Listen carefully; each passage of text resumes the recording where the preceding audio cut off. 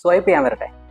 ഞാനൊരു ലൈക്ക് കൊടുത്താൽ ഈ വീഡിയോ അങ്ങ് വൈറലായാലും, ഞാനൊരു കമൻറ്റ് ചെയ്താൽ അയാൾക്ക് അല്പം ജാട അഹങ്കാരവും കൂടിയാലും, എൻ്റെ ഒരു കമൻറ്റും എൻ്റെ ഒരു ലൈക്കും കൊണ്ട് അയാൾക്ക് പൈസ കിട്ടുന്നുണ്ട്, എനിക്കെന്തോ പ്രയോജനം? ഇത്തരത്തിൽ ഒരു ഈഗോ ഉള്ള ഒരാളായിരുന്നു. പക്ഷേ കാലാന്തരത്തിൽ എനിക്ക് തിരിച്ചറിവുണ്ടായി, ഈ ഈഗോ എന്നെ ഒരു പ്രോഗ്രസ്സിലേക്കും കൊണ്ടുപോകുന്നില്ല, മറിച്ച് എൻ്റെ ലൈഫ് അധോഗതിയിലേക്കാണ് കൊണ്ടുപോകുന്നത്. അതാണ് പറയുന്നത്, ഈഗോ ഈസ് മൈ എനിമി.